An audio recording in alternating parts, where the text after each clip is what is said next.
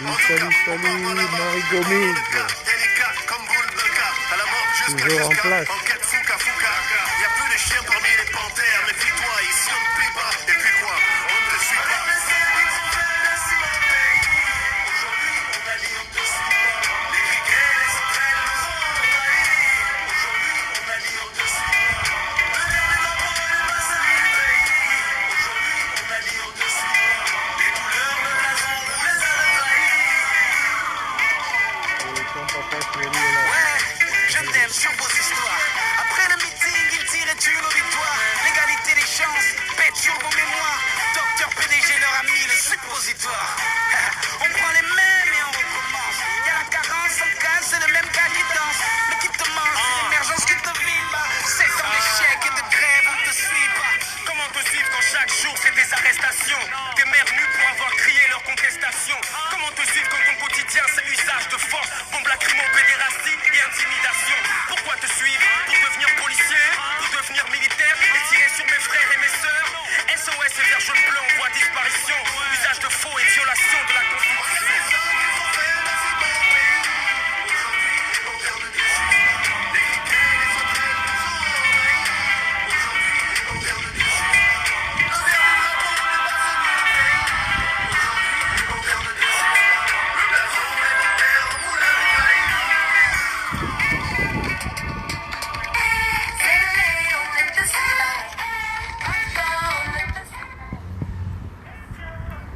Salut chers compatriotes. C'est la Dream Team, toujours elle et encore elle. Au rendez-vous, comme chaque vendredi, devant l'ambassade du Gabon aux États-Unis, pour s'adresser encore une fois de plus au peuple gabonais. Et à la même occasion, vous rappeler que nous sommes là parce que nos frères ont été assassinés. Nous sommes là parce que notre pays est pris en otage par des gens venus d'ailleurs et nous avons le devoir de le libérer. Nous sommes là et nous resterons là tant que les prisonniers politiques tels que Bertrand Zibia Bege et tous les autres qui ont été arrêtés au QG de Jean-Ping en 2016 ne sont pas libérés. Et d'autres prisonniers qui sont injustement arrêtés, nous n'arrêterons pas de nous battre pour libérer notre pays. Notre but ici n'est pas d'être célèbre. Nous ne sommes pas ici pour les likes et les vues. Nous voulons libérer un pays. Nos parents se meurent au pays, il n'y a pas d'hôpitaux, il n'y a pas d'hôpital, il n'y a pas d'infrastructure pour s'occuper de nos familles.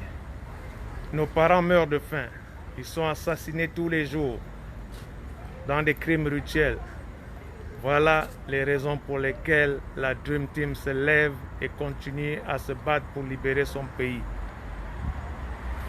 Nous n'avons pas d'autre objectif que libérer notre pays et nous irons jusqu'au bout.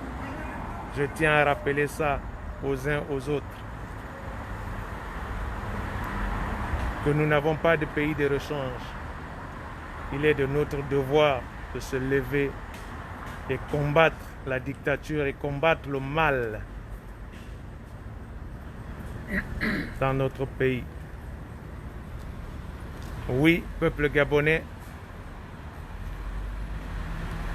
épris de justice et de liberté, vous êtes tous conviés à libérer notre pays. Venez avec nous. Levez-vous pour libérer ce pays qui est le nôtre. Je disais au dernier live que nous étions nombreux à se lever en 2016 pour libérer notre pays. Certains d'entre nous sont descendus à la gare de l'échec. Et nous avons décidé de continuer. Retenez ceci. La fin d'une chose vaut mieux que son commencement. La Dream Team a décidé de faire ce qui n'a jamais été fait. afin d'obtenir ce qui n'a jamais été obtenu. C'est pourquoi nous sommes là devant l'ambassade depuis plus de 4 ans. Ça n'a jamais été fait dans aucune diaspora au monde. Alors, sans plus tarder, je vais passer la parole au grand Soukous qui va également s'adresser à vous. Gabonais et Gabonaises, bon après-midi au Gabon ou bonsoir au Gabon. Bon après-midi pour vous qui êtes aux États-Unis. Je voudrais m'adresser aujourd'hui d'un sujet important, celui de la loyauté au pays. Je prends un exemple aux États-Unis. Quand vous êtes embauché dans l'armée américaine, les non-américains n'ont pas accès aux mêmes emplois que les Américains. Et même quand vous êtes américain, il y a un degré d'avoir accès aux secrets. On ne peut pas passer quelqu'un à la nationalité gabonaise et peut avoir une position stratégique, comme le ministère de la Défense, comme ambassadeur du Gabon en France. Sa nomination doit passer par les représentants du peuple. Et c'est très important la loyauté. Et c'est pourquoi nous sommes dans une situation de décadence. Moralement, je ne pense pas qu'à Combressi pouvait avoir la position du directeur de cabinet du président du Gabon. Tout ça doit être revu avec la nouvelle République. Parce que notre pays n'arrive plus à vraiment régler ses propres problèmes parce qu'il y a des intérêts qui se chevauchent. Il y a des étrangers qui ont accès aux secrets d'État. Et là, nous devons arrêter avec tout ça. Quand la nouvelle République va s'établir. Et pour qu'elle s'établisse, on n'a pas besoin d'aller collaborer avec ceux qui sont au pouvoir illégalement. Ce sont des usurpateurs, ce sont des gens qui vont contre notre vivre ensemble. Donc nous devons mettre en tête, dans nos têtes, qu'à partir d'aujourd'hui, que notre pays ne peut pas être bradé. Nous avons intérêt à protéger nos intérêts vitaux et aussi de protéger notre peuple, de protéger notre territoire. Je vous remercie. Ok. C'était le grand Soukous, le sénateur de la Dream Team, qui s'adressait à vous également pour vous rappeler que le régime est illégal. Ce régime n'est pas légitime. Nous n'avons jamais voté pour ce régime. Ali Bongo a perdu et il est mort à Riyad. Et nous sommes là pour déboulonner tout ce qui reste de ce pouvoir. Donc, toute nomination de ce pouvoir est nulle et sans effet. Ok? Nous ne reconnaissons pas ce pouvoir, c'est des voyous. Et je le répète encore, nous avons des voyous à la tête du Gabon. Et nous devons les déloger par tous les moyens. Sans plus tarder, je vais passer la parole à Frank Joktan également, qui va s'adresser au peuple gabonais. Gabonais, très chers compatriotes, encore une fois, nous sommes réunis ici, devant vous, devant l'ambassade du Gabon aux États-Unis. Si vous suivez les informations en ce moment, nous célébrons ou bien nous commémorons le 11 septembre aux États-Unis, où la première fois dans l'histoire américaine, les États-Unis ont été frappés par des ennemis au plein cœur même de la puissance économique américaine à New York. C'est là où les deux tours sont tombés. Et nous savons tout ce qui s'est passé après la guerre en Afghanistan et la guerre en Irak, ou la guerre en Irak et après la guerre en Afghanistan. Nous voyons ici que les Américains, lorsqu'ils ont été offensés, lorsqu'ils ont été touchés, ils se sont défendus et ils ont utilisé toute leur puissance pour défendre leurs intérêts et pour défendre aussi leur peuple. Donc il est important pour chacun de nous de comprendre que la souveraineté d'un peuple est très importante. Ouais. J'aimerais pouvoir dire ici merci à tous mes amis qui me supportent, ceux qui me soutiennent, ceux qui m'appellent et qui m'encouragent. Vraiment, je vous dis merci. Alain Serge Obam, le Grand Soukous et beaucoup d'autres qui sont là pour me soutenir et pour m'encourager, me donner des conseils, etc. Vraiment, j'apprécie. Je veux aussi remercier une fois encore de plus mes ennemis, ceux qui ne m'aiment pas, parce que lorsque vous m'attaquez, en fait, vous me rendez plus fort. Cela me permet de pouvoir me garder, cela me permet de pouvoir me fortifier et de pouvoir réussir. Donc, vous participez aussi à mon essor. Mais de grâce, je vous demande de choisir un camp. Soit vous êtes mes amis, soit vous êtes mes ennemis. Mais vous ne pouvez pas être mes amis et mes ennemis en même temps. Ok, vous devez choisir un camp afin que je puisse voir exactement là où vous vous tenez. Maintenant, ayant dit ceci, j'aimerais pouvoir vous dire que le Gabon, c'est mon pays, c'est un pays que j'aime et c'est un pays pour lequel je vais continuer à me battre pour le reste de ma vie. C'est le choix que j'ai fait. Et si ce que je vais dire ici cet après-midi, vous voulez me taxer de xénophobe parce que j'aime le Gabon et j'aime mon pays, j'accepte volontairement cette insulte ou bien ce titre de xénophobe parce que j'aime le Gabon.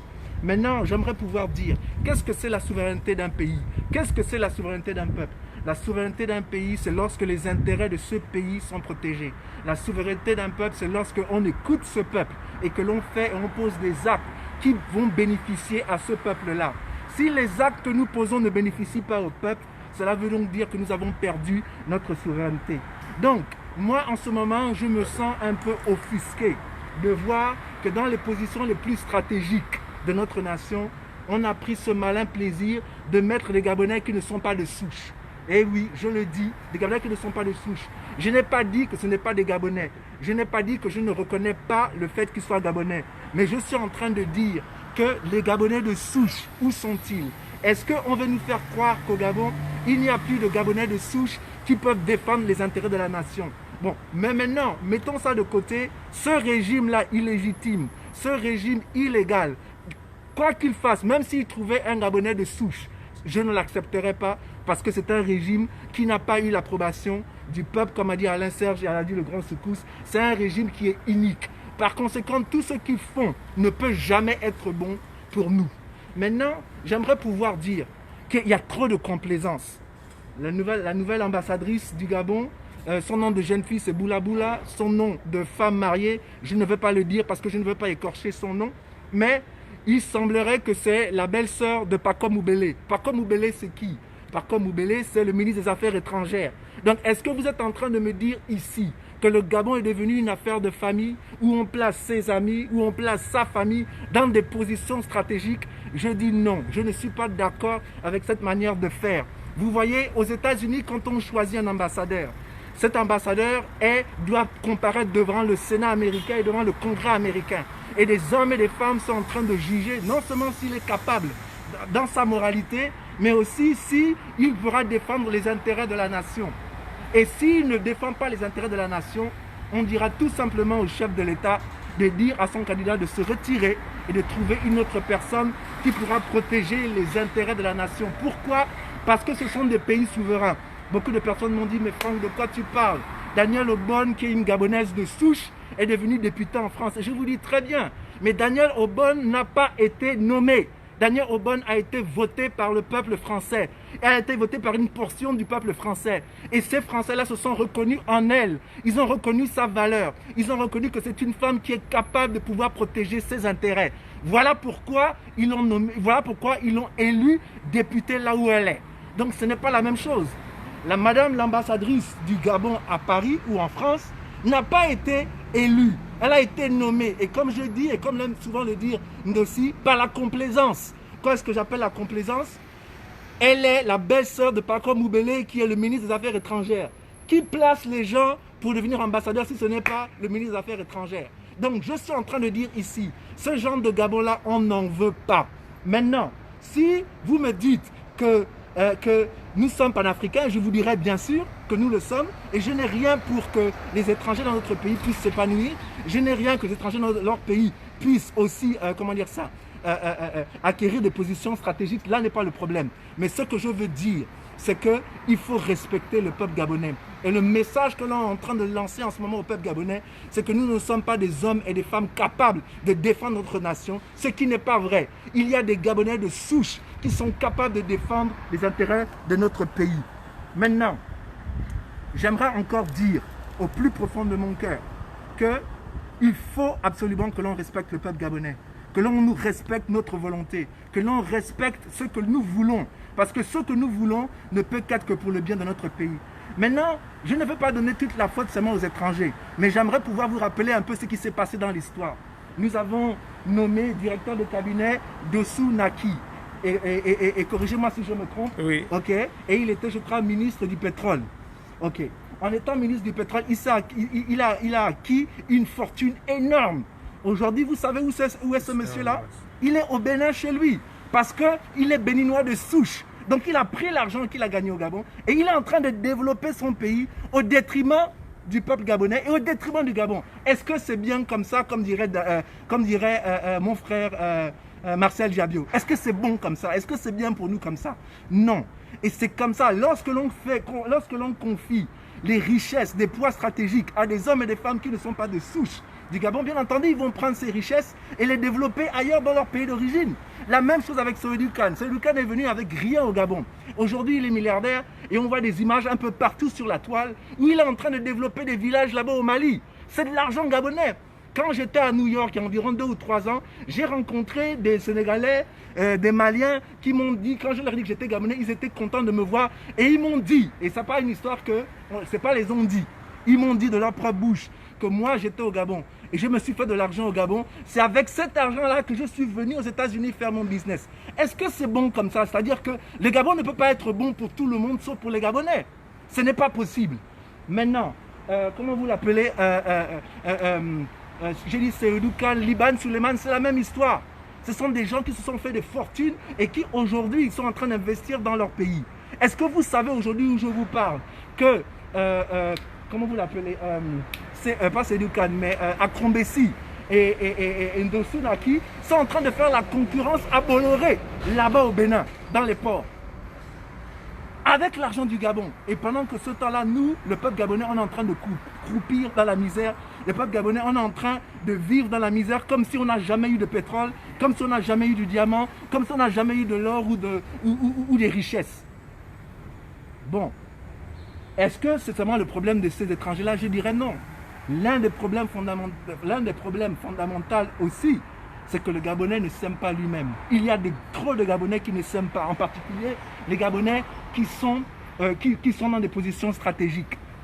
Vous n'aimez pas le Gabon. Et donc, plus que vous ne vous aimez pas d'abord vous-même, vous ne pouvez pas aimer ce que vous représentez. Donc, vous n'aimez pas votre pays et vous n'aimez pas vos frères. Et voilà pourquoi vous cherchez toujours à placer des gens qui ne vous ressemblent pas, des gens qui viennent d'ailleurs, afin qu'avec eux, vous pillez l'argent de votre pays et que vous allez investir ailleurs. Et voilà pourquoi le Gabon est nu. Le Gabon n'a rien, comme s'il n'y a même pas de milliardaires gabonais dans les pays des autres. Comme par exemple en Côte d'Ivoire.